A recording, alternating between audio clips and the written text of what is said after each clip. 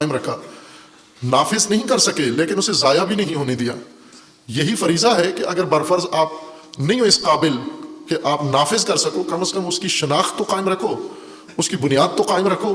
یہ نہ ہو کہ بنو امیہ پرچم اٹھائیں آپ ان کے پیچھے چل پڑو، بنو عباس پرچم اٹھائیں آپ ان کے پیچھے چل پڑو، بنو امیہ ہوں تو آپ ان کے رجسٹروں میں نام لکھوا دو شاہیے کا، اپنی منتھلی وہاں سے لگوا لو، اور بنو عباس اگر قیام کریں حکومت بنانا چاہیں تو آپ ابو مسلم شیعوں کا لشکر بنا کے اس کے حامی بن جاؤ آپ۔ اور اگر کوئی جمہوری شخص، جمہوری طاغوت اگر جمہوریت کا پرچم اٹھاتا ہے سارے شیعہ بیعت کر لے اس کی۔ یہ بنیادی گمراہی ہے کہ امامت سے دستبردار ہو گئے اور تاریخ میں ملوکیت کے تحت رہے۔ ابھی بھی دنیا میں ایسے ہی ہے، آپ پوری دنیا کے شیعوں کا ایک سروے کریں آپ کہ شیعہ اس وقت کس نظام کے تحت ہیں۔ شیعہ 3 گروہ ہیں، شیعہ 3 مسلک ہیں اس وقت جو باقی ہیں، باقی ختم ہو گئے ہیں یا ان کے شاید نہیں ہو کوئی پیروکار، لیکن 3 شاخیں، 3 شعبے تشیع کے آج موجود ہیں: اثنا عشری شیعہ، اسماعیلی شیعہ اور زیدی شیعہ۔ زیدی شیعہ امامت، جو بھی امامت کی ان کی تفسیر ہے، چونکہ وہ خود ایک مسلک ہے مستقل، ان کی اپنی تشریح ہے امامت کی، اس تشریح امامت کے ساتھ صدیوں سے جڑے ہوئے ہیں۔ اس وقت جو یمن میں حوثی ہیں یہ زیدی شیعہ ہیں، اور امامت، اپنا امامت کا نظام قائم ہے۔ ان کا جو اس وقت رئیس ہیں، سربراہ ہیں عبد المالک حوثی، خوب یہ ان کے امام ہیں۔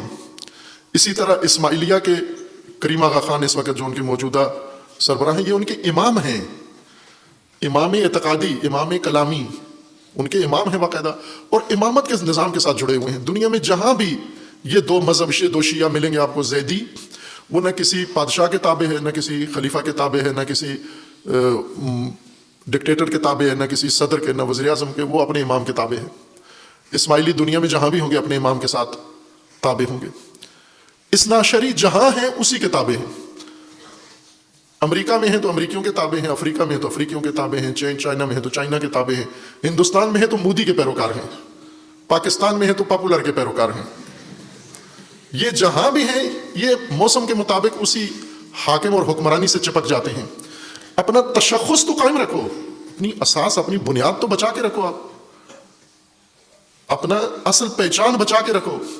امام صادق علیہ السلام بنو امیہ کے زمانے میں تھے لیکن بنو امیہ کی پیروی نہیں کی، اپنی تشخص تشیع کا اور اپنے مذہب کا قائم رکھا۔ تمام ائمہ اطہار نے اپنا تشخص قائم رکھا، ضم نہیں ہونے دیا، گم نہیں ہونے دیا، کسی کا حصہ نہیں بننے دیا، اور جو حصہ بنے دوسروں کا، دوسری جماعتوں کا، دوسری پارٹیوں کا، ان کو امام نے قبول نہیں کیا تشیع کے طور پر۔ ابو مسلم خراسانی، ابو سلمہ یہ شیعہ تھے لیکن بنو عباس کی حزب میں شامل ہو گئے، اور پھر امام صادق علیہ السلام کو خط لکھا، امام نے پڑھے بغیر آگ میں ڈال دیا، پڑھا بھی نہیں اس کا خط، آگ میں ڈال کے جلا دیا، اور فرمایا کہ تو وہ بنیادی گمراہ انسان ہے جو امامت کی طاقت کو توڑ رہا ہے، امامت کی ریڑھ کی ہڈی کو تو نے توڑا ہے، یعنی لوگوں کو امام سے دور کر کے طاغوت سے تو نے ملایا ہے، اس لیے تو اس قابل نہیں ہے کہ میں تیرا خط پڑھوں۔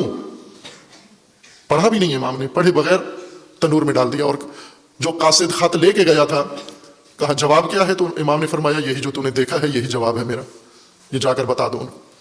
تو یہ تکرار ہیں، یہ کردار تکرار ہیں۔ آج شیعہ امامیہ اثنا عشری کی طاقت کہاں ہے، امامت کے ساتھ کتنی جڑی ہوئی ہے اور طاغوتوں کے ساتھ کتنی جڑی ہوئی ہے، اور جنہوں نے جوڑی ہے، جن افراد نے یہ طاقت امامت سے دور کر کے جمہوریت کے پلڑے میں ڈال دی، سیاسی جماعتوں کے پلڑے میں ڈال دی، کسی کے کھاتے میں ڈال دی، امام صادق کے نزدیک وہ کیا ہے؟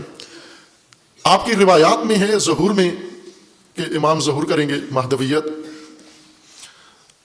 ظہور کر کے کیا کریں گے؟ آپ کا دین، آپ کا مذہب تشیع کیا کہتا ہے کہ امام ظہور کر کے کیا کریں گے؟ مجھے یاد ہے ایک بزرگ تھے پاکستان کے ایک شہر میں، وہ لوگوں کی امام سے ملاقات کرواتے تھے۔ ویسے ایک انہوں نے پکھنڈ بنایا ہوا تھا، اپنا ایک دفتر بنایا ہوا تھا، اس میں لوگ آتے تھے اور آ کر ان کے سامنے اپنی پیش کرتے تھے حاجات۔